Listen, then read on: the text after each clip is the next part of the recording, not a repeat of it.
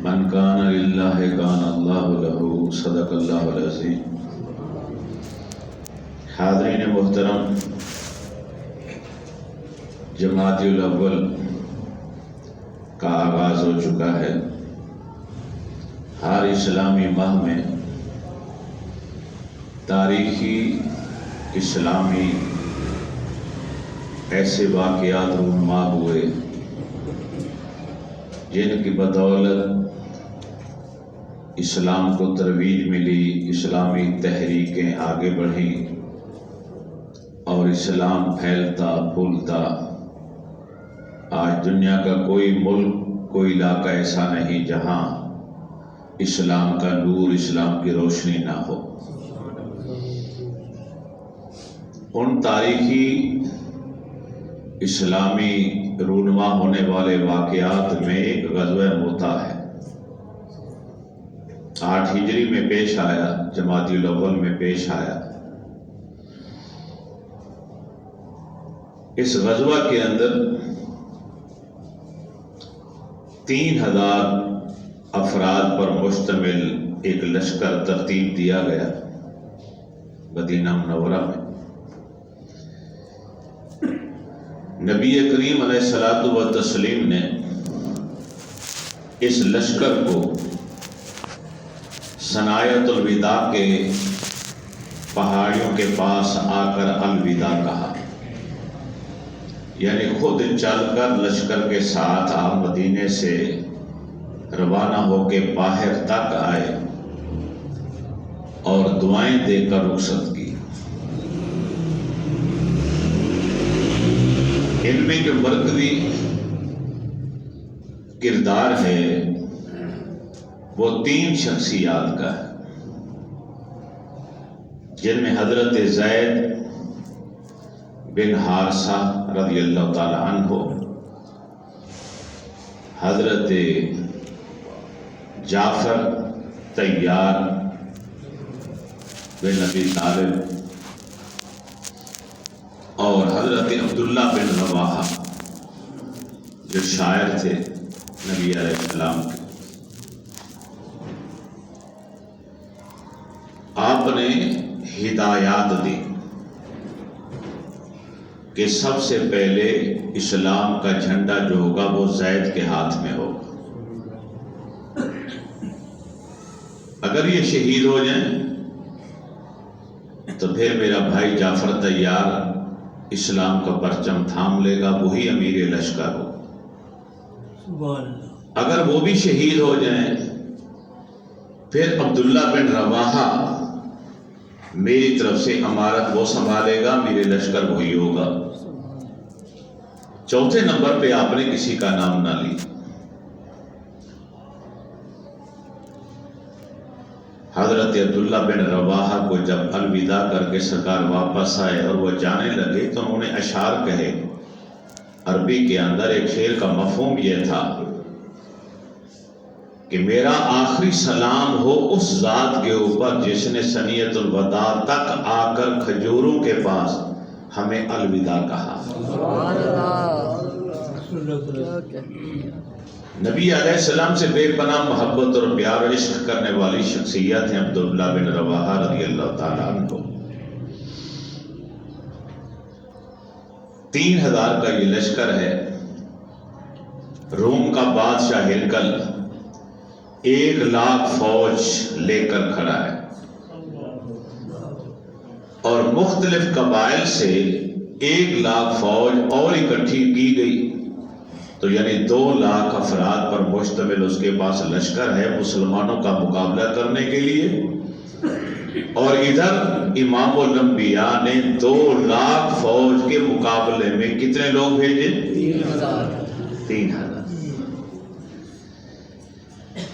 اس میں اشارہ یہ ملتا ہے، اسلام کی روح یہ کہتی ہے کہ جنگیں ہتھیاروں کے ساتھ یا لشکر کی تعداد پر نہیں لڑی جاتی، جنگیں اگر کامیابی حاصل کرتی ہیں تو اللہ کے عطا کردہ قوت اور طاقت اور نصرت اور مدد اور ایمانی قوت اور ایمانی جذبے سے لڑی جاتی ہے۔ اور 3000 لشکر کو اللہ نے فتح عطا فرمائی، فتح یاب ہوئے۔ مگر جن 3 شخصیات کا آپ نے نام لے کے انہیں امیر بنایا، وہ تینوں شخصیات اس غزوہ میں شہید ہو گئے۔ آج میں انہی کو خراج تحسین پیش کرتا ہوں، کیونکہ یہ واقعہ اسی جمادی الاول میں پیش آیا ہے۔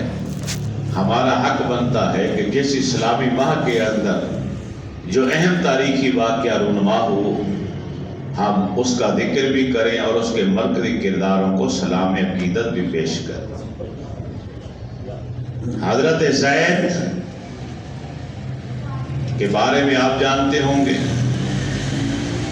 حارثہ کے بیٹے ہیں۔ قافلہ جا رہا تھا، ڈاکوں نے لوٹ لیا۔ یہ بچہ بھی ان کو اچھا لگا کہ خوبصورت اور پیارا بچہ ہے، اس کو جا کے بازار میں بیچیں گے تو رقم اچھی مل جائے گی۔ انہوں نے زید کو بھی اس کے ماں باپ سے چھین لی، اور پھر ملک شام کے اندر آ کے بازار کے اندر اس بچے کو بیچ دیا۔ وہاں انسانوں کی منڈی لگتی تھی، انسانوں کو خریدا جاتا تھا، بیچا جاتا تھا، انہیں غلام بنا لیا جاتا تھا، لونڈی بنا لی جاتی تھی۔ تو حضرت حکیم بن حزام وہاں موجود تھے، انہوں نے اس بچے کو خرید لیا۔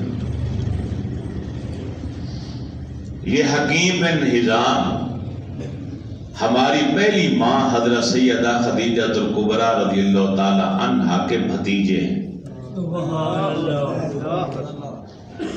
یہ لے آئے مکہ میں،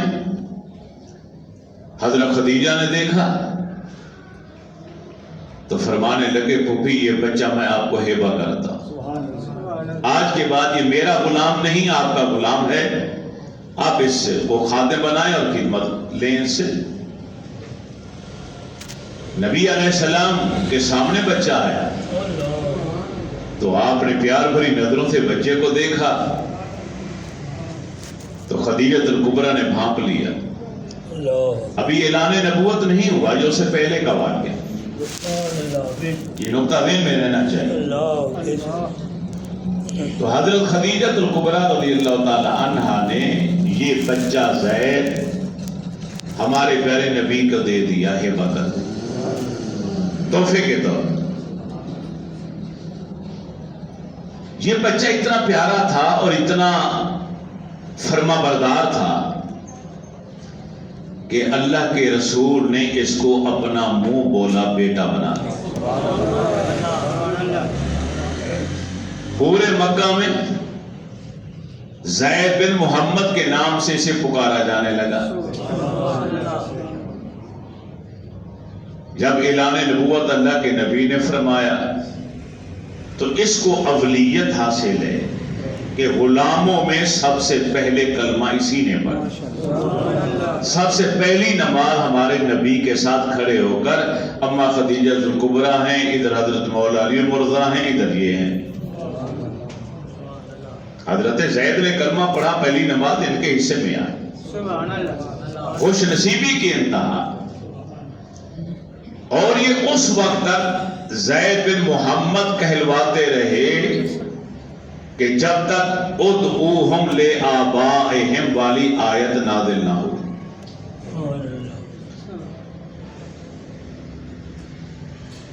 جب یہ آیت نازل ہوئی، اللہ کے نبی نے فرمان رب کا سنایا، انہوں نے سر تسلیم خم کر لی۔ آیت میں حکم تھا کہ آج کے بعد منہ بولے بیٹے کو بھی اپنا نام نہیں دینا، بلکہ اس کا جو اصلی باپ ہے اس کے نام سے پکارا جائے۔ اس آیت کے نزول کے بعد زید بن حارثہ کہلانا شروع کر دیا آپ نے کہ میں اپنے رب کے فرمان کے آگے اپنا سر جھکاتا، اسے قبول کرتا۔ اور یہاں یہ بات بھی بڑی دلچسپ ہے کہ عکاظ کے میلے میں کسی نے اس بچے کو دیکھا اور پھر جا کے حارثہ کو، ان کے خاندان والوں کو بتایا کہ مکہ میں تمہارا بچہ جو گم ہو گیا تھا، ڈاکو نے چھین لیا تھا، ہم نے اس کو دیکھا۔ تو باپ بھی آیا، چچا بھی آیا، رشتہ دار بھی آئے۔ مکہ میں پتہ چلا کہ وہ اللہ کے رسول کی بارگاہ میں ہیں، انہوں نے اپنا بیٹا بنایا ہوا ہے۔ اب سرکار تشریف فرمائے، صحابہ تشریف فرمائے، انہوں نے اپنا کیس دائر کر دی کہ زید تو ہمارا بیٹا ہے، ہم اس کے اصلی ماں باپ ہیں، ہمارا بیٹا ہمیں واپس جائے۔ نبی علیہ السلام نے فرمایا زید کو لائے۔ زید آ گئے، زید نے دیکھا، باپ کو پہچان لیا، چچا کو پہچان لیا۔ اب روایات میں تھے کہ حضرت زید دیکھتے ہی سر جھکا کے بیٹھ گئے، دوبارہ نہیں دیکھا باپ کی طرف، چچا کی طرف دوبارہ نہیں دیکھا، اس طرح زمین کی طرف دیکھتے، ہر سوال کا جواب دیتے۔ نبی علیہ السلام نے ارشاد فرمایا کہ ہم زبردستی زید کو تمہارے پاس نہیں بھیجنا چاہتے، اب بڑا ہو گیا ہے، عقل مند ہے، ذہین ہے، ہم کس کو اختیار دیتے؟ یہ چاہے تو ہمارے پاس رہے، چاہے تو تمہارے ساتھ چلا جائے، کیونکہ اب یہ کلمہ پڑھ کے مسلمان ہو چکا ہے اور میں اس کو اللہ کی رضا کے لیے آزاد کر چکا ہوں، یہ میرا غلام بھی نہیں ہے، عقیدت اور محبت ہمارے ساتھ رہ رہا۔ انہوں نے کہا جی ہمیں قبول ہے، اس بچے سے پوچھ لیجیے، ہمارا بیٹا ہمارے ساتھ ہی جائے گا۔ اب یہاں ایک طرف ماں باپ اور خاندان کی محبت ہے اور ایک طرف محبت رسول ہے۔ اب اس بچے نے دنیا والوں کو بتایا کہ نبی سے عشق و محبت کو اولویت حاصل ہے، ترجیح حاصل ہے، فوقیت ہے، برتری ہے خاندان والوں کے اوپر۔ لا یؤمن احدکم حتی اکون احب الیہ من والدی و والدی والناس اجمعین، کہ کوئی اس وقت تک کامل ایمان والا ہو ہی نہیں سکتا جب تک وہ اللہ کے رسول کو اپنے ماں باپ اور اپنی اولاد اور جمیع کائنات سے، تمام انسانوں سے بڑھ کر محبوب نہ جانے۔ فرمایا زید تو اپنا فیصلہ سنا، ہمارے پاس رہنا چاہتے ہو یا اپنے خاندان والوں کے پاس اپنے باپ کے ساتھ جانا چاہتے ہو؟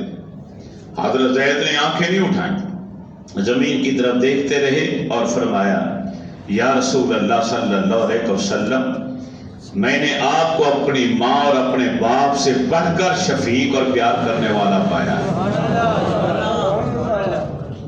جو محبت مجھے آپ سے ملی، ماں کے پاس بھی رہا ہوں، باپ کے پاس بھی رہا ہوں، چچا بھی خاندان والے بھی تھے، اتنا پیار، اتنی شفقت، اتنی نرم دلی، اتنی رحم دلی، اتنا اخلاق کریم آنا میں نے بھی پایا ہے۔ میں آپ کو چھوڑ کر سرکار کہیں بھی نہیں جانا چاہتا، میرے لیے آج کے بعد سب کچھ آپ ہیں، میرے مائی باپ بھی آپ ہیں۔ اس وقت اللہ کے نبی نے فرمایا کہ آج کے بعد میں اس کا باپ ہوں اور یہ میرا بیٹا، منہ بولا بیٹا بنا دی۔ اور یہ نقطہ بھی آپ کے ذہن میں رہنا چاہیے کہ تقریباً 1,24,000 کے قریب صحابہ کرام تھے، صدیق اکبر جیسی شخصیات، فاروق اعظم جیسی شخصیات، عثمان ذو النورین جس کو اللہ کے نبی نے 2 بیٹیاں دی، مولا علی جن کو اپنا بھائی قرار دیا، اہل بیت اطہار، خاندان نبوت، مگر رب نے قرآن کے اندر صرف اسی کا نام استعمال کیا، کسی اور صحابی کا نام قرآن میں آیا ہی نہیں۔ پورا قرآن کھول کر دیکھ لیں، الحم سے لے کے والناس تک صرف حضرت زید کا نام آپ کو قرآن میں ملے گا، ان کے علاوہ کسی کا نام نہیں۔ ہر غزوہ میں شریک ہو، ہر غزوہ کے، اور نبی علیہ السلام نے ان کو اپنا دوست قرار دی کہ یہ میرا دوست ہے۔ راوی کون ہیں؟ مولا علی شیر خدا رضی اللہ تعالی۔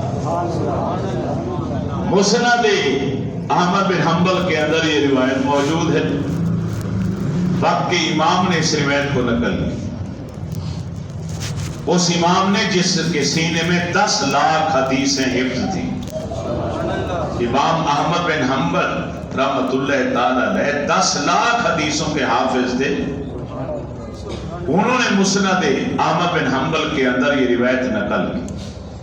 عن علی قال، حضرت علی رضی اللہ تعالی عنہ راوی ہیں، روایت کرتے ہیں. روایت کرتے ہوئے آپ نے فرمایا آتیت النبی صلی اللہ علیہ وسلم آنا و زید و جعفر، کہ میں نبی علیہ السلام کی بارگاہ میں حاضر ہوں. حضرت علی کہتے ہیں میرا بھائی جعفر آیا. حضرت جعفر جو تھے یہ 10 سال بڑے تھے حضرت علی مرتضی شیر خدا رضی اللہ تعالیٰ عنہ سے، اور 32ویں مومن ہیں. 31 لوگ پہلے ایمان لا چکے تھے، 32واں نمبر تھا حضرت جعفر تیار کا.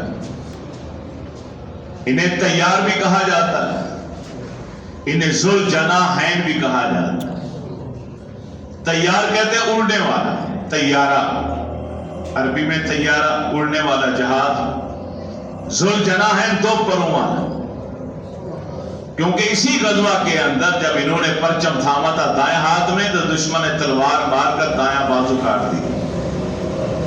انہوں نے اسلام کے پرچم کو گرنے نہیں دیا، فوراً بائیں ہاتھ سے پکڑ لی. انہوں نے پھر پیچھے سے حملہ کر کے بایاں بازو بھی کاٹ دی. حضرت عبداللہ بن عمر رضی اللہ تعالیٰ عنہ فرماتے ہیں کہ سر سے لے کر پاؤں تک جو سامنے والا جسم کا حصہ تھا 90 زخم تھے نیزوں اور تلواروں کے، پیٹھ پر کوئی نہیں تھا. یہ کیسے اسلام کے بہادر جری سپوت تھے. 90 زخم نیزوں کے، تلواروں کے، تیروں کے حضرت جعفر کے سینے کے اوپر. تو مولا علی شیر خدا رضی اللہ تعالیٰ عنہ فرماتے ہیں کہ میں آیا نبی علیہ السلام کی بارگاہ میں، میرا بھائی جعفر آیا اور حضرت زید. قال رسول اللہ صلی اللہ علیہ وسلم لزید انت مولایا. سب سے پہلے آپ نے زید سے فرمایا اے زید تو میرا دوست ہے. میں کس کو دوست بناؤں، کس کو دوست کہوں، اس کی کیا حیثیت ہے، کیا رتبہ ہے، کیا مرتبہ ہے. امام الانبیاء جس کو اپنا دوست فرما رہے ہیں، اپنا خلیل مولا یا فرما رہے ہیں، اس کے سینے میں دھڑکنے والا جو دل ہے اس دل میں نبی کا کتنا پیار ہوگا اور ایمان کتنا مضبوط ہوگا. اللہ کے رسول نے ظاہری شکل و صورت دیکھ کر یا اس کی مال و دولت کو دیکھ کر تو اس کو دوست نہیں نہ بنایا. ہم تو کسی سے تعلق بھی جوڑتے ہیں تو اس کی دنیاوی حیثیت کو دیکھتے ہیں کہ اس کے مال دولت کتنا. اس کا مال دولت تو پیچھے رہ گیا، ماں باپ پیچھے رہ گئے، چچا پیچھے رہ گیا، خاندان پیچھے رہ گیا. وہ تو اکیلے مہاجر بن کے یہاں رہ رہے، ان کے پاس تو نہ گھر ہے نہ بار ہے. وہ اللہ کے نبی کے گھر میں رہ رہے، نبی علیہ السلام کے بیٹے بن کے رہ رہے تھے، منہ بولے بیٹے بن کے رہ رہے تھے. اور نبی علیہ السلام نے اپنے خاندان قریش میں معزز گھرانے کے اندر حضرت زینب بنت جحش کے ساتھ خود نکاح پڑھا کے ان کی شادی کی، جو بعد میں طلاق ہو گئی. وہ طلاق کا سارا واقعہ قرآن کے اندر ہے. جب طلاق ہو گئی، نبھانا ہوا تو اسی عورت سے میرے رسول کا نکاح ہوا. وہ تمام مسلمانوں کی ماں بن گئی. اسی واقعے کی وجہ سے اس واقعے کو شہرت ملی تو حضرت زید کا نام اور یہ سارا واقعہ قرآن کے اندر آ گیا. مکہ والوں نے شور مچا دیا کہ یہ نبی ہونے کا دعویٰ کرتے اور اپنے بیٹے کی طلاق یافتہ عورت کے ساتھ انہوں نے شادی کر لی. اس وقت تک احکام نازل نہیں ہوئے تھے. پھر رب العالمین نے سورہ احزاب نازل کی، پھر یہ آیات نازل کی، پھر احکام نازل کی. اور پھر اس سورت کے اندر ایک حکم یہ آیا کہ منہ بولا بیٹا اگر اپنی بیوی کو طلاق دے دے تو جو ان کے والد بنے ہوئے ہیں اللہ کے رسول، وہ ان زوجہ کے ساتھ، اس عورت کے ساتھ نکاح کر سکتے ہیں. اور پھر حکم اس کے بعد آیا کہ آج کے بعد جو اصلی باپ ہے اس باپ کے نام سے پکارا جائے، لکھا جائے. تو اس حکم کے آنے کے بعد ادعوہم لآبائہم، یہ آیت نص قطعی آئی تو حضرت زید کو زید بن محمد کی بجائے زید بن حارثہ پکارا جانے لگا. تو مولا علی شیر خدا رضی اللہ تعالی عنہ بڑی خوبصورت بات فرماتے ہیں کہ قال رسول اللہ صلی اللہ علیہ وسلم لزید انت مولایا، اے زید تو میرا دوست ہے. جب اللہ کے رسول نے زید بن حارثہ کو اپنا دوست کہا تو مولا علی مرزا فرماتے میں نے زید کو دیکھا، فہاجالا، میں نے دیکھا کہ وہ خوشی سے اچھلنا شروع ہو گئے. جیسے خوشی سے بھی اچھلتا ہے، کودتا ہے، جمپ لگاتا ہے، کس طرح آپس سے باہر ہو گئے. اتنی خوشی ہوئی کہ مجھے اللہ کے رسول نے اپنا دوست کہا ہے. قال لجعفر، آپ نے زید کو یہ عزت دینے کے بعد، محبت والا جملہ دینے کے بعد جعفر کی طرف مخاطب ہوئے. حضرت جعفر تیار کی طرف، جن کے دونوں بازو کر چکے تھے غزوہ کے اندر، اور اللہ کے نبی کیا فرماتا ہے، رہے تو جعفر فی الجنہ یطیر فی الجنہ مال ملائکہ. ارے صحابہ گھبراؤ نہیں، اس کے دونوں بازو جو کٹ گئے یہ شہید ہوا. میں نے اسی وقت جنت کے اندر نگاہ اٹھا کر دیکھا، اللہ نے اس کو 2 بازوں کی جگہ 2 جنتی پر عطا کر دیے تھے، اور یہ ملائکہ فرشتوں کے ساتھ جنت کے اندر اڑتا پھر رہا ہے.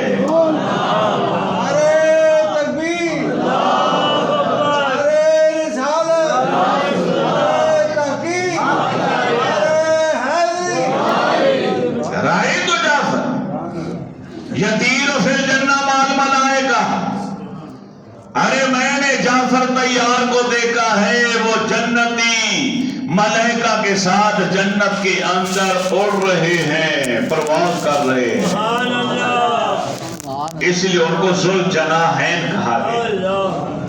حضرت عبداللہ بن عمر ان کے بیٹے عبداللہ بن جعفر سے جب بھی بات چیت کرتے تو کہتے السلام علیکہ یا ابن ذی الجناحین، اے 2 پروں والے کے بیٹے تجھ پر سلام ہو. حضرت عمر کا بیٹا اپنے یار جگری یار عبداللہ کو جب سلام پیش کرتا تو ان کے والد کا جب نام لیتا تو والد کا اصلی نام نہ لیتا بلکہ 2 پروں والا لفظ استعمال کرتا، اور انہی کو جعفر تیار کہا جاتا. اور یہ نکتہ بھی آپ کے ذہن میں رہنا چاہیے، وہ 4 خوش نصیبوں میں سے ایک یہ ہیں جن کی غائبانہ نماز جنازہ اللہ کے نبی نے پڑھائی. کتابوں میں لکھا، مگر عاشقوں نے کیا لکھا؟ عاشقوں نے جملہ لکھا کہ صحابہ کے لیے وہ غائبانہ نماز جنازہ تھی، اللہ کے رسول کے لیے نہیں تھی، کیونکہ اللہ کے رسول کی آنکھوں کے آگے سے رب نے پردے ہٹا دیے تھے اور میت کو سامنے فرشتوں نے لا کے رکھ دیا تھا اور آپ نے جنازہ پڑھا دیا.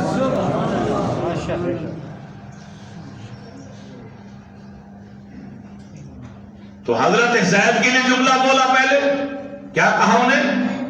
انت مولایا، کہ زید تو میرا دوست ہے.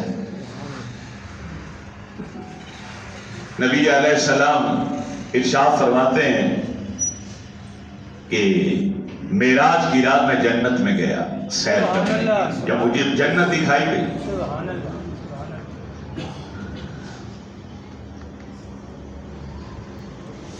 کیونکہ جب کسی چیز کو خریدا جائے بیچا جائے جو درمیان میں ہوتا ہے اس کے لیے اصول اور ضابطہ ہے کہ وہ ادھر والی چیز بھی دیکھ لے ادھر والی چیز بھی دیکھ لے پھر درمیان میں آ کے سودا کرا.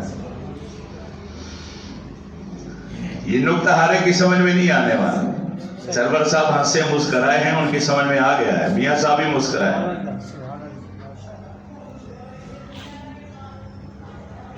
کہ ایمان والوں نے اپنی جانوں کا سودا کیا جنت کے بدلے میں نبی کے کہنے پر.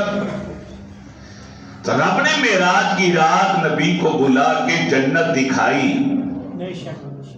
کہ آپ کے کلمہ پڑھنے والوں نے جس غیبانہ طور پر جنت کے بدلے اپنی جانوں کو فروخت کیا ہے میرے ہاتھوں میں، آ کر اپنی آنکھوں سے یہ دیکھ لیجیے،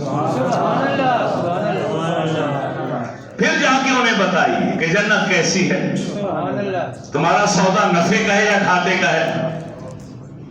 تو آپ فرماتے کہ میں نے معراج کی رات جب میں جنت میں گیا تو میں نے کیا دیکھا، رأیت جاریۃ شابہ، ایک نوجوان خوبصورت حسینہ اور جمیلہ لڑکی کو میں نے دیکھا، جنت کی حور وہ میرے سامنے آئی، استقبلتنی، اس نے میرا استقبال کیا، میرا استقبال کیا ایک لڑکی نے جو جوان اور خوبصورت تھی۔ فقلت لمن انت، میں نے اس سے پوچھا تو کس کے لیے ہے؟ جنت کے اندر حوریں نومینیٹ ہو گئی ہیں، کون کس کے لیے ہے، کون کس کے لیے، کون کس کے لیے ہے، ہر ایک کو بتا دیا گیا جنت کی حوروں کا، اور وہ جنت کی حوریں اپنے اپنے شوہروں کا نام جانتی ہیں اور ان کی منتظر انتظار کر رہی ہیں، یہ حدیث پاک میں۔ تو آپ نے اس جاریہ سے پوچھا، فرماتے کل تو میں نے پوچھا لمن انت، تو کس کے لیے ہے؟ فقالت، کہنے لگی لزید بن حارثہ، میں زید بن حارثہ کے لیے۔ اللہ کے نبی فرماتے ہیں اے زید، تیری جنتی حور بہت ہی خوبصورت اور بڑی پیاری ہے اور وہ تیری منتظر ہے، تیرا انتظار کر رہی ہے۔ اب ایسی شخصیت کو جب امام الانبیاء کہہ دیں کہ تو میرا دوست ہے۔ غزوہ مریسی جب ہوا تو نبی علیہ السلام نے مدینے میں جانشین ان کو بنایا۔ ام المومنین حضرت عائشہ صدیقہ عفیفہ رضی اللہ تعالی عنہ فرماتی ہیں کہ جس لشکر کے اندر زید بن حارثہ ہوتے تھے، اللہ کے رسول اگر خود نہیں جانا ہوتا تھا تو زید کے علاوہ کسی اور کو امیر لشکر بناتے ہی نہیں تھے، صرف انہی کو بناتے تھے۔ کوئی غزوہ ایسا نہیں جس غزوہ کے اندر یہ شریک نہ ہوں۔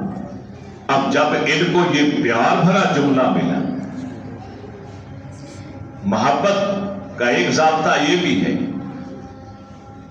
کہ تم ساری زندگی، ساری دولتیں، اپنا سب کچھ محبوب پر نچھاور کر دو تو یوں سمجھو کہ تم نے ابھی کچھ بھی نہیں کیا، اور محبوب تمہیں صرف ایک پیار بھرا جملہ دے دے، پیار بھری ایک نظر اٹھا کے تمہاری طرف ڈال دے تو تم یوں جانو کہ تمہیں کونین کی ساری دولتیں مل گئی۔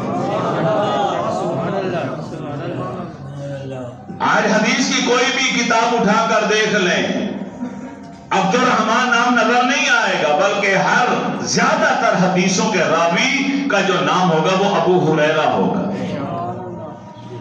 اے چھوٹی بلی کے باپ، نام تھا عبد الرحمن، ساری زندگی انہوں نے کسی کو نہیں بتایا کہ میرا نام عبد الرحمن ہے۔ کیوں؟ اس لیے کہ محبوب رسول کی زبان سے ایک بار یہ جملہ نکل گیا تھا، یا ابا ہریرہ، اے چھوٹی بلی والے، چھوٹی بلی کے باپ، کیونکہ آستین کے اندر بلی کا بچہ بٹھا کے اللہ کے نبی کی بارگاہ میں بیٹھے تھے، بلیوں سے پیار تھا، گھر کے اندر بلیاں رکھی ہوئی تھی، اس صحابی کو بلیوں سے پیار، گھر میں بلیاں بعض دروازے تک چھوڑنے آ رہی ہیں، جب ان کے آنے کا ٹائم ہوتا دروازے پہ آکے استقبال کر دیتی ہیں ان کا، اتنا پیار تھا۔ تو اللہ کے نبی کی بارگاہ میں بھی آئے تو من میں آیا تو ایک چھوٹی بلی کا ایک چھوٹا سا بچہ تھا، وہ آستین میں اس کو ڈالا اور آ کے بیٹھ گیا، اللہ کے نبی نے دیکھ لی۔ اب نبی علیہ السلام سے کوئی شے پوشیدہ تو نہیں نہ ہو سکتی میرے بھائی، ذرا بولیے ذرا، جو فرش پر بیٹھ کر اس کی باتیں بتا سکتے ہیں۔ کیا بھول گئے تم صفوان کو؟ بھول گئے عمیر کو؟ مکہ کے اندر حتیم کے پاس، خانہ کعبہ کے پاس جو دیوار ہے وہ کعبے کا حصہ ہے، اس حتیم والے ٹکڑے کے اندر دو بیٹھے ہیں مشرک، ایک کا نام ہے صفوان بن امیہ، امیہ کا بیٹا صفوان، اور دوسرا ہے وہب کا بیٹا عمیر۔ یہ غزوہ بدر کے بعد کا واقعہ۔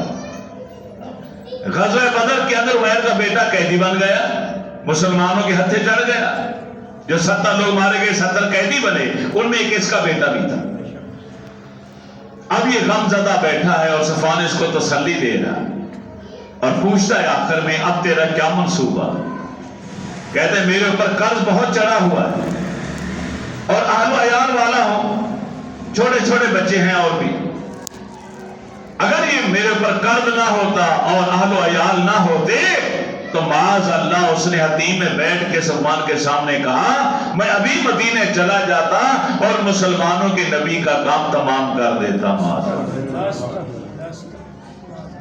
صفوان نے کہا آہستہ، کوئی سن نہ لے، تیرا قرضہ سارا میں اتاروں گا، کعبے کی قسم کھا کے کہہ رہا ہوں، تیرے گھر والوں کی کفالت میں کروں گا، قرضہ بھی میں دوں گا، کفالت بھی میں کروں گا، اپنی بیوی بچوں کو بھی نہ بتانا اپنا منصوبہ، سیدھا یہاں سے اٹھ، خنجر زہر آلود ارے اپنے پاس چھپا کے جا مدینے میں، اور جا کے اللہ کے نبی پر معاذ حملہ کر دے اور انہیں شہید کر دے۔ اگر تم مارا بھی گیا نا تو فکر نہ کر، تیرا سارا قرضہ میں اتاروں گا، تیرے گھر والوں کی کفالت میں کروں گا۔ اب یہ بات دو آدمی آپس میں آہستہ آہستہ کرتے ہیں، کہاں پر؟ بولیے، مکہ میں، کعبے کے پاس، حتیم کے اندر۔ جب یہی عمیر بن وہب پہنچا مدینہ طیبہ میں، صبح کا وقت تھا، صحابہ کرام کے گروہ کے سامنے حضرت عمر رضی اللہ تعالی عنہ انعامات کا ذکر کر رہے تھے جو غزوہ بدر میں شریک ہونے والے صحابہ پر اللہ کی رحمتیں نازل ہوئی، اللہ تعالیٰ کی طرف سے انعامات، تو غیب کی خبر تھی۔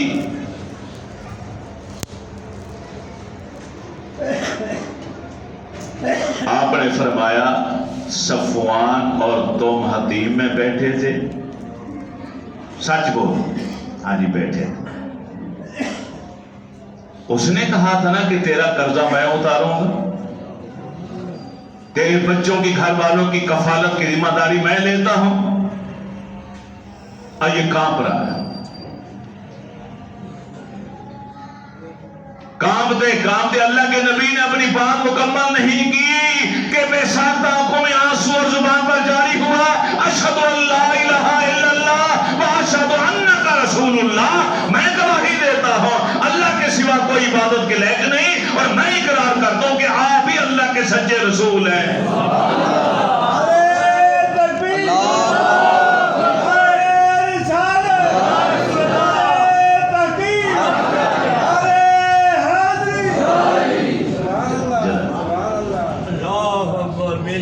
مجھے حق ہے آپ سے ایک بات پوچھنے کا، حق ہے کہ نہیں؟ پوچھ سکتا ہوں؟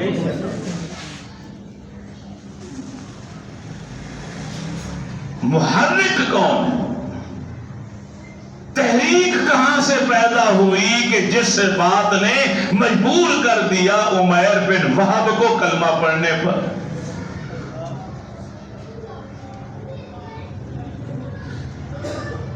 نبی علیہ السلام کے چچا عباس قیدی ہوئے تو یہاں آنے سے پہلے رات کے وقت بچے سو رہے تھے، اپنی بیوی ام الفضل کو ساتھ لیا، جو سونا چاندی جو دولت تھی اس کو کپڑے کے اندر باندھا، گھر کے سین کے اندر گڑھا کھودا اور اس کے اندر ڈال کے اوپر مٹی ڈال دی، اور بیوی سے کہا اگر میں بچ کے آ گیا میں خود ہی نکال لوں گا، اگر میں مارا جاؤں وہاں پر تو پھر یہ ساری دولت تمہارے لیے ہے، ساری زندگی عیش کرنا، بچوں کی پرورش کرنا۔ یہ رات کی تاریکی میں مکہ کے اندر یہ بات نبی علیہ السلام کے چچا عباس اپنی بیوی ام الفضل بنت حارث کو بتا کے جا رہے ہیں۔ اب جب قیدی بن گئے اور قیدیوں کے بعد فیصلہ ہوا کہ ان سے معاوضہ لیا جائے، انہیں چھوڑ دیا جائے، تو اللہ کے نبی کے آگے ایک ایک کو لایا گیا، تو آپ کے چچا بھی آئے۔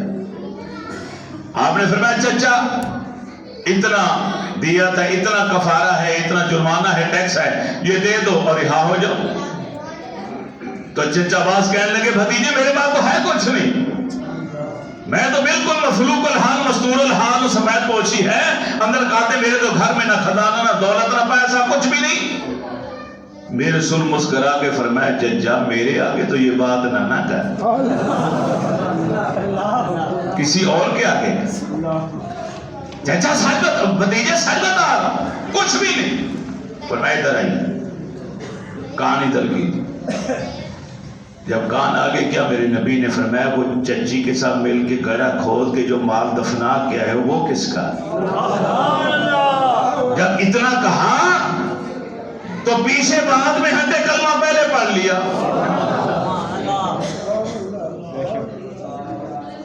بھئی مکے کی بات ہے، میرے گھر کی بات ہے، رات کی تاریکی کی بات ہے، میرے گھر کے آنگن کی بات ہے، میری اور میری بیوی کے علاوہ کوئی تھا ہی نہیں، انہیں کیسے معلوم؟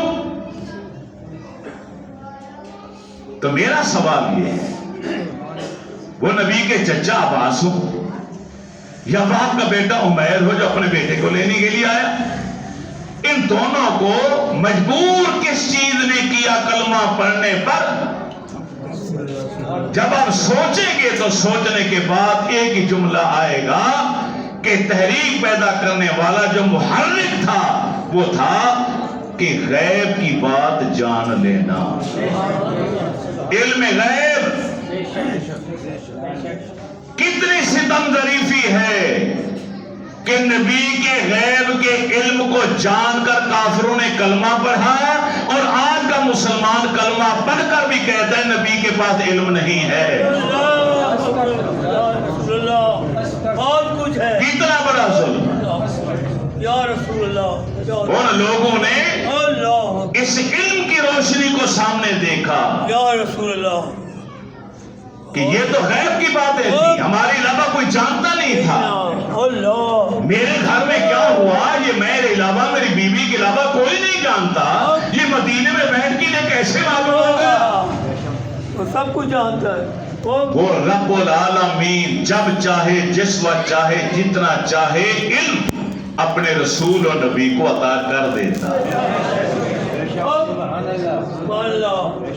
کیونکہ اتنی بات سننے کے بعد ہو سکتا کوئی دوسرا بیٹھا ہو اور وہ پریشان ہو جائے، اس لیے میں اس چیز کی وضاحت کرنا چاہتا ہوں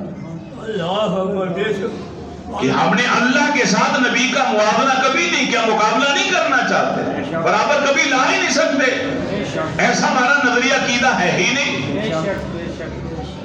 ہمارا عقیدہ یہ ہے کہ رب کا جو علم ہے وہ ذاتی ہے، اس نے کسی سے مانگا نہیں، کسی سے لیا نہیں، اور نبیوں کے پاس جو علم آیا ہے وہ اللہ کا عطا کردہ ہے، عطائی ہے، اللہ نے دیا ہے۔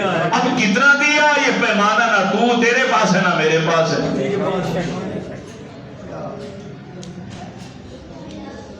جب جبریل راستے میں رک گئے تھے، سرکار نے فرمایا تھا معراج کی رات آگے چلو، تمہارا تو آنا جانا لگا رہتا، ہر نبی کے پاس آتے جاتے ہو، یہی روٹ ہے تمہارا، اور اسی روٹ سے تم مجھے لے کر آئے ہو۔ میں تو زندگی میں پہلی بار آیا ہوں تمہارے بقول دنیا والوں کے بقول، اور مجھے یہاں پہ رات کے بعد یا خلا کے اندر چھوڑ کے سدرۃ المنتہا پہ کہہ رہا ہوں آگے میں نہیں جا سکتا، آپ اکیلے جائیے۔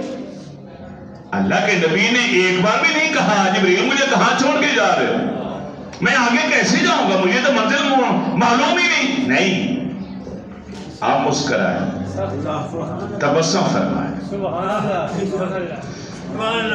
صدیق اکبر نے جملہ سنا تھا اور کہا تھا کہ کاش آقا آپ کے ساتھ میں ہوتا۔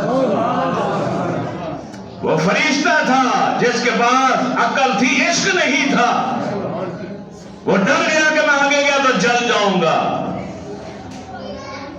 اگر کروڑ بار بھی آپ کے نام پر جلنا پڑتا تو ابو قحافہ کا بیٹا ابو بکر جل جاتا، مگر آپ کا ساتھ نہ چھوڑتا۔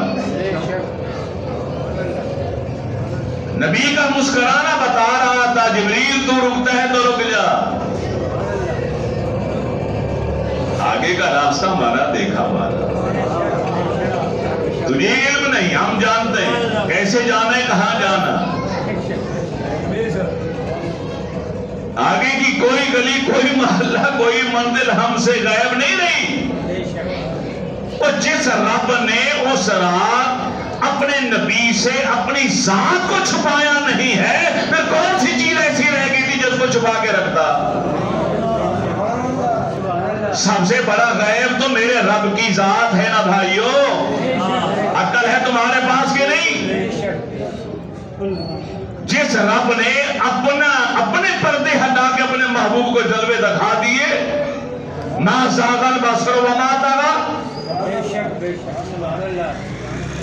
کان قاب قوسین او ادنی،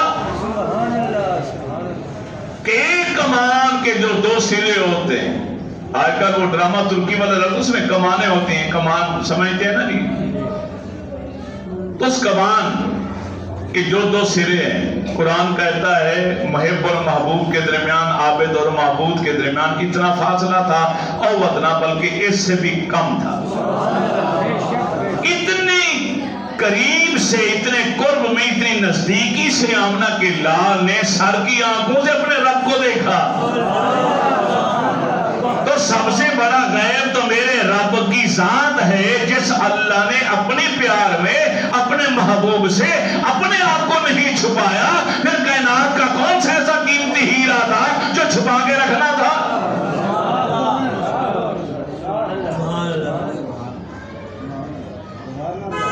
جب اللہ تعالیٰ کسی کے دل پہ مہر لگاتا ہے نا، اس کی عقل بھی چھین لیتا ہے۔ لوگ مولوی کی بات سن کے گمراہ ہو رہے ہیں، سوشل میڈیا پر بیان کسی کا سن لیا، طوفان برپا ہے سوشل میڈیا کے اوپر، وہ موضوعات چھیڑ دیے گئے اور امت کو ٹکڑے ٹکڑے کر دیا گیا جن کو زیر بحث لانا ضروری نہیں تھا۔ ضروری نہیں تھا کہ ان موضوعات پر بھی گفتگو علماء کرام سر عام کریں۔ اہل بیت اطہار کا اور صحابہ کرام کے تقابل اور موازنے شروع کر دیے۔ میں علم کی بات پر آتا ہوں، ہمارا سنیوں کا عقیدہ کیا کہ رب العالمین کا علم سمندر سے بھی زیادہ، اور رب کے مقابلے میں تمام نبیوں کا، میرے رسول کا علم ایک قطرے سے بھی کم۔ یہ میرا تمہارا عقیدہ سن لیا آپ نے؟ رب کا علم کتنا؟ سمندر سے بھی زیادہ، جس کا دوسرا کنارہ ہی کوئی، اور میرے نبی کا علم رب کے مقابلے میں ایک قطرے سے بھی کم۔ اب بتاؤ، میں نے شرک کیا؟ میں نے کوئی برابر کیا؟ جواب نہیں دیتے آپ۔ گلی محلے میں، چوک میں کوئی کھڑا کر کے آپ کو گمراہ کر دے گا، آپ گمراہ ہو جائیں گے، بھٹک جائیں گے۔ علن اعلان اس کو بتایا کریں کہ رب کے بارے میں ہمارا عقیدہ ہے کیا۔ ہاں البتہ اتنا حق مجھے ہے یہ دوسری بات کہنے کا کہ جب نبی کا مقابلہ آپ کریں گے، موازنہ کریں گے امت کے ساتھ، تو وہاں بھی نسبت تناسب اسی طرح کا بنے کہ اللہ نے اپنے نبیوں کو جو علم دیا ہے وہ دریاؤں کی مانند ہے، اور پوری امت مل کر بھی ایک قطرے سے بھی کم علم نہیں رکھتی نبی کے مقابلے میں۔ پھر تمہاری نجات ہے، اگر اس عقیدے سے ذرا بھی ادھر ادھر ہو جاؤ گے تو گمراہ ہو جاؤ۔ 2 لاکھ فوج کے ساتھ مقابلہ ہے۔ اچھا، میں وہ روایت سنا رہا تھا، یہ ٹائم بھی پورا ہو گیا، کہ مولا علی مرہ شیر خدا رضی اللہ تعالیٰ عنہ فرماتے ہیں کہ آپ نے زید سے فرمایا، زید تو میرا دوست ہے، فہاجالا، تو زید خوشی سے اچھل پڑے، جس طرح کوئی لڈیاں ڈالتا ہے نا، آج کی اصطلاح میں کہوں لڈیاں ڈال رہے تھے خوشی میں کہ اللہ کے نبی نے مجھے اپنا دوست بنا۔ ساری زندگی ناز کرتے رہے دوستی کے اوپر۔ وقال جعفر، مولا علی فرماتے پھر آپ میرے بھائی جعفر کی طرف مخاطب ہو کر آپ نے فرمایا، انت اشبہتا خلقی و خلقی، اے جعفر تو صورت اور سیرت دونوں اس لحاظ سے بالکل میری ہی طرح ہے. کتنی بڑی عزت ہے, کتنا بڑا اعزاز. مولا علی کے بڑے بھائی 10 سال بڑے, حضرت جعفر 41 سال کی عمر میں شہید ہوئے. 32 ایمان والے ہیں, 31 نمبر کے بعد 32واں نمبر آپ کا ہے. اللہ کے نبی نے کیا فرمایا؟ اشبہتا, تو میرے مشابہ, خلقی و خلقی, سیرت کے لحاظ سے بھی اور صورت کے لحاظ سے. حضرت جعفر تیار شکل و صورت میں, اخلاق میں, کردار میں, کریکٹر میں, اٹھنے میں, بیٹھنے میں, بول چال میں بالکل میرے نبی کی اداؤں کے ساتھ ساتھ اس کی ادائیں بھی. فرماتے فہاجالا ورا زید, تو زید تو اچھل کود رہا تھا. جب جعفر کے لیے جملہ میرے نبی نے فرمایا تو میں نے کیا دیکھا؟ مولا علی کہتے ہیں کہ میرا بھائی جعفر بھی اچھل کود رہا ہے, وہ بھی خوشی سے لٹیا ناز ہے کہ رسول رحمت نے مجھے اپنی تشبیہ دے دی کہ تم میرے مشابہ ہیں. اب حضرت علی فرماتے ہیں اب رہ گیا اکیلا میں. کالا فکالا, کہتے ہیں کہ اللہ کے نبی نے ارشاد فرمایا یا علی انتا منی و انا منک. اے علی تو مجھ سے ہے, میں تجھ سے.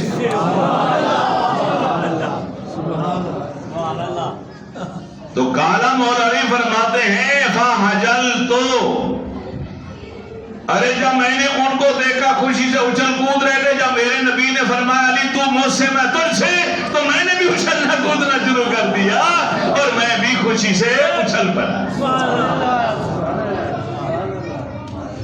تو یہی جعفر تیار, یہی حضرت زید اور تیسرے عبداللہ بن رواحہ, ان کو میرے رسول نے امیر لشکر بنایا غزوہ موتا میں, جو اسی جماعت الاول میں پیش آئے. 2 لاکھ رومی فوج کے مقابلے میں, اور ان 3000 افراد کو روانہ کرنے کے لیے اللہ کے نبی اپنی دعائیں دینے کے لیے شہر مدینہ کے اندر سے روانہ ہوئے. بارسنیت الوداع کھاٹیوں کے پاس آئے,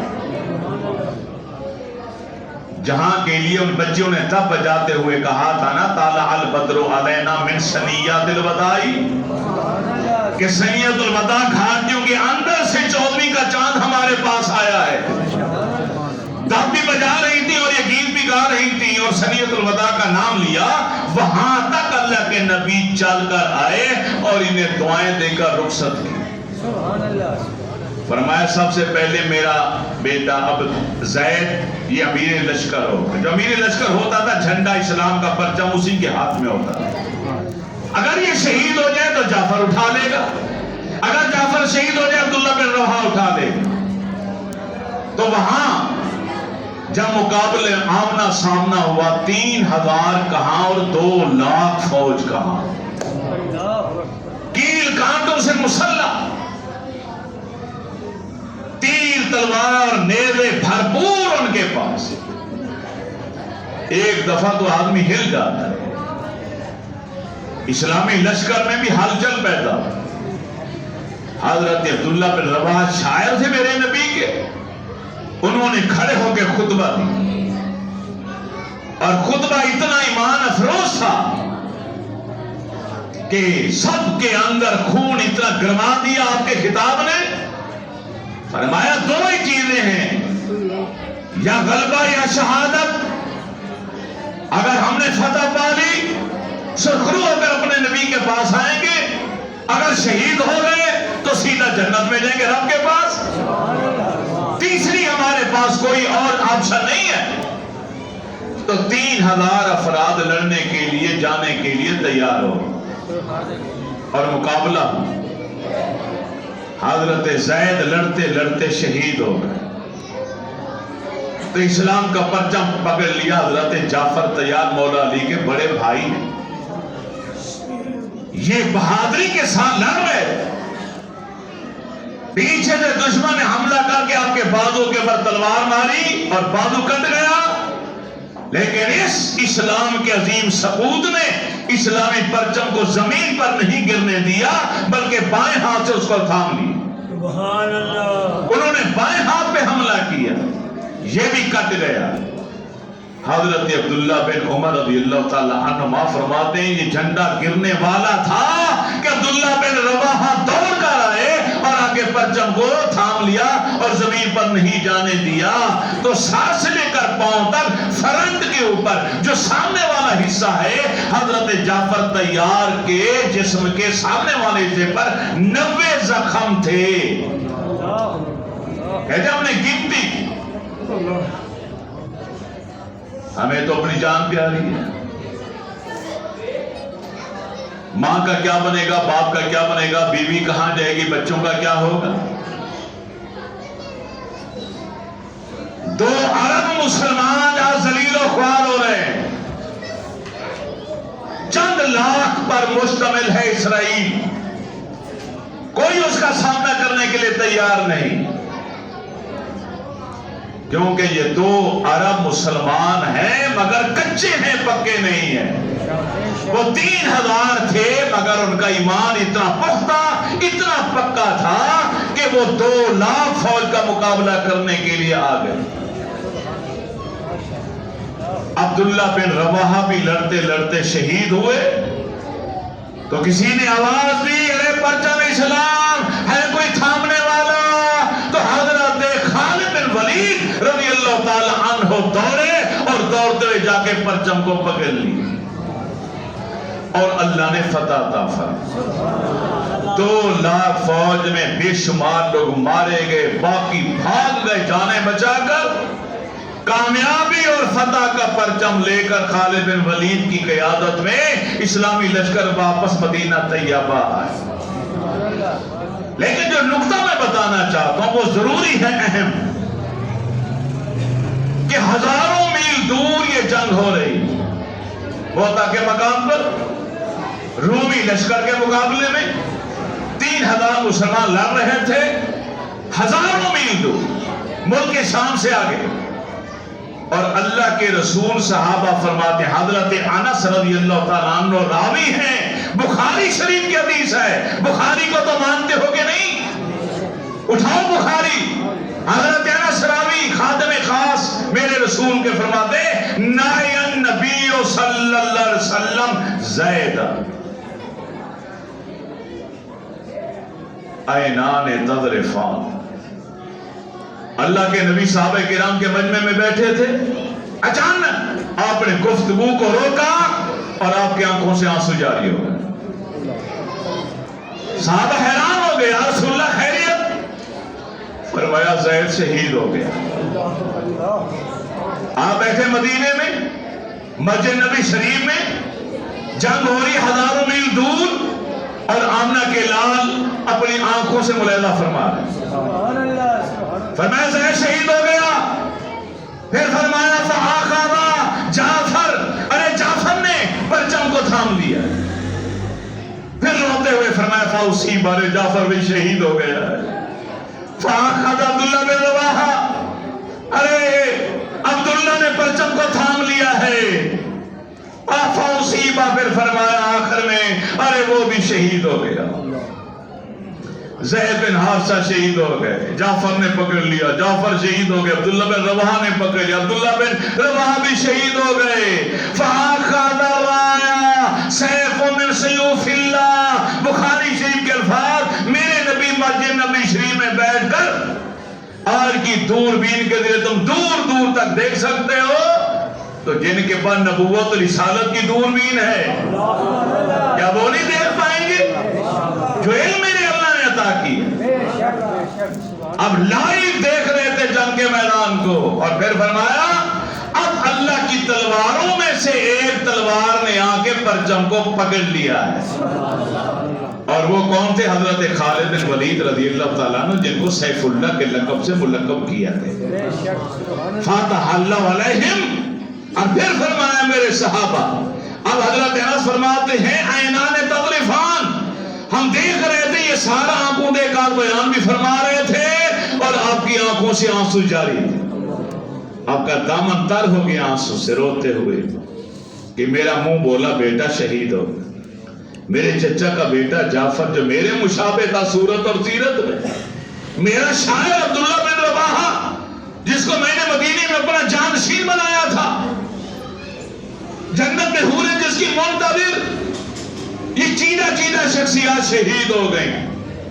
اور پھر فرمایا اب اللہ کی تلواروں میں سے ایک تلوار آئی جس نے پرچم کو پکڑ لیا اور فرمایا صحابہ مبارک ہو، فتح اللہ علیہم، اللہ نے مسلمانوں کو فتح عطا فرمائی۔ نعرہ تکبیر، نعرہ رسالت، نعرہ حیدری۔ میری دعا ہے اللہ تبارک و تعالیٰ میری اور آپ سب کی حاضری